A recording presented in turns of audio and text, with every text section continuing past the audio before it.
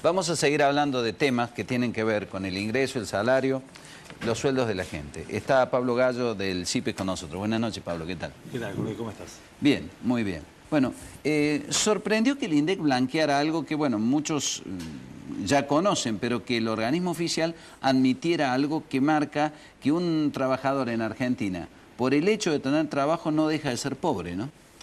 Bueno, en realidad este anuncio está enclavado en una situación mundialista, entonces es un buen momento. Si vamos a dar una buena noticia, seguramente alguien hubiese elegido este momento y así lo eligieron. Pero, sin embargo, es muy importante lo que ha sucedido por cuanto estos datos ahora son datos oficiales. De la percepción que nosotros teníamos de nuestro centro cuando hablamos de datos de pobreza e indigencia, dábamos cuenta justamente de números parecidos. Que la mitad de la población ocupada tenga ingresos en torno a los 4.500 pesos, como afirma el INDEC, que la mitad de la familia tiene ingresos totales, estamos hablando de todos los ingresos que se puede reunir una familia, en torno a los 8.000 pesos. O directamente que se indique que el ingreso principal de 3 de cada 4 trabajadores no supera los 7.000 pesos, lo que abre nuevamente es esa dimensión social preocupante que tiene que aparecer necesariamente en la agenda pública y política, que es la pobreza. Por cuanto estos números no dicen nada en sí mismos. Si yo le digo que gane 7.000 pesos un trabajador, bueno, es poco o mucho. ¿Es poco o mucho en relación a qué? Bueno, nosotros establecemos en relación a la línea de la pobreza, que es un buen parámetro para medir... El umbral de la pobreza. Cuánto mirando para abajo, decir, cuánto estoy lejos o cuán cerca estoy de ese umbral de la pobreza. Bueno, nosotros lo establecemos para este mes en 6.200 pesos. ¿Qué quiere decir? Que todos estos ingresos que estamos hablando están o por debajo o muy cerca del umbral de la pobreza.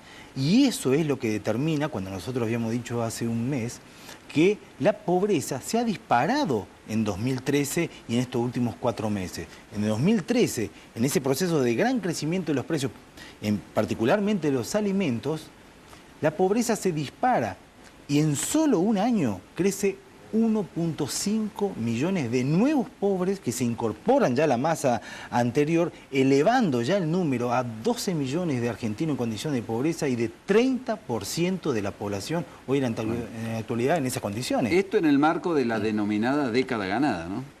Bueno, eso es muy llamativo, por cuanto estos ingresos, que son ingresos de pobreza, cuando usted hace un parangón en términos sociales con los 90, no haciendo únicamente la relación como le gusta hacer al gobierno con el año 2001, el tiempo de la peor crisis que recuerda este país, sino comparando década con década, que da posibilidad realmente de comparar modelos, líneas políticas. Realmente es intelectualmente más honesto, aparte técnicamente más correcto, comparar década a década. Cuando uno hace esa comparación y toma el promedio del 91 a 99 en términos sociales, pobreza, GBA en su momento, Gran Buenos Aires, que es lo que medía el INDEC, estamos en valores similares actuales al promedio de la pobreza de los 90, pero con una diferencia grande.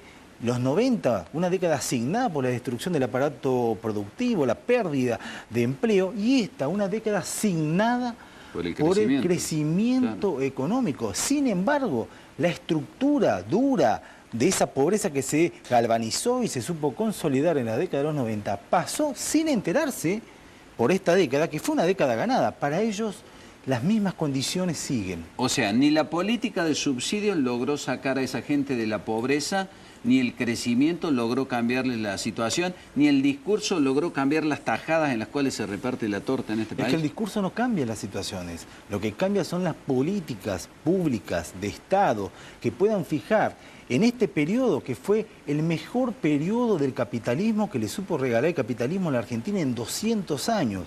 No poder ubicar sus problemas centrales, como es la diferencia, inequidades sociales, no solamente en términos de justicia social, en términos de solidaridad o caridad, no, para el desarrollo nacional, por cuanto mantener una estructura del 30% de la pobreza hace que sea una quimera pensar en un país desarrollado sin resolver esto, y más pensando que la mitad de esos 12 millones son niños, donde los errores que se cometen ahí ya no tenemos forma de resolverlo en el futuro por más inversión dineraria que ubiquemos. Bueno, una situación por demás delicada, ¿no? Porque hace poco tiempo el INDEC se atrevió a decir que en este país se podía comer con 6 pesos, ¿no? No, sin lugar a duda, el INDEC ya ha abandonado ese tipo de prédicas. Está bien, Pablo, pero en algún momento hubo un intento del gobierno de mostrar otro INDEC. Bueno, eso fue el intento del IPCNU, que actualmente tenemos. Nosotros tenemos serias diferencias en tanto en el orden del rubro de alimentos y bebidas. Ahora, justamente es el rubro esencial que determina luego y necesario luego para establecer porcentajes de pobreza e indigencia.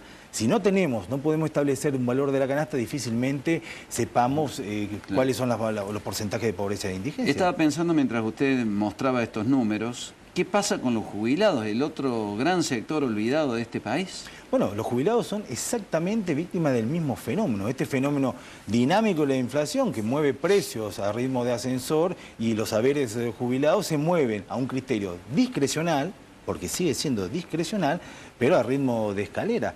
Nosotros hicimos un informe que hace un mes lo difundimos, donde damos cuenta del deterioro en ese devenir de las jubilaciones que supo tener desde 2009, donde se plantea la ley de movilidad jubilatoria como una forma justamente de establecer una defensa ante el incremento de precios, y de esa parte, de 2009 a esta parte, tiene un deterioro del 12%.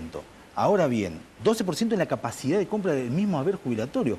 Ahora, si nosotros hacemos foco, ya no en ese periodo de 5 años, sino únicamente en los últimos 4 meses, los primeros 4 meses del año, en enero, abril, donde tuvo un incremento del 11% nada más y los precios subieron a un 14%, podemos decir que el deterioro que tuvo en relación al 2013 es del 10%.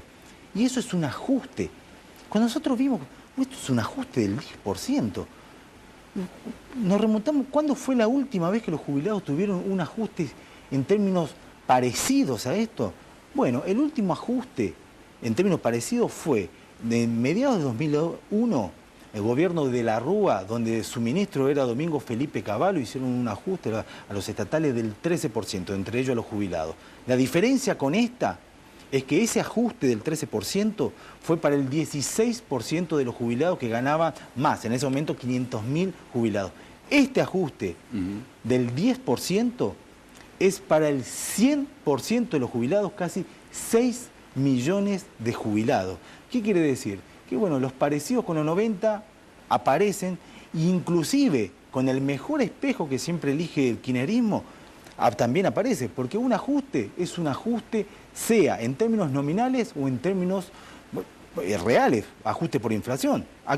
Los dos tienen el mismo efecto y actúan sobre lo mismo, que es el bolsillo jubilado. Uno, para decirlo claramente, ajuste nominal, que es lo que sucedió en 2001, usted cobra 9, ahora le digo, usted cobra 10, ahora le digo que cobra 9. Eso es un ajuste nominal. El ajuste por inflación, que es lo que sucedió ahora, usted cobra 10, le incremento a 11, pero por inflación va a comprar lo que compraba con 9. Claro. Para quien lo sufre es exactamente lo mismo. Esto es un ajuste muy parecido al que hizo De la Rúa y Cavallo, pese que no le guste las comparaciones a este gobierno. Gracias, Gallo, ha sido un gusto. No, gracias a usted por la invitación. invitación. Muy amable.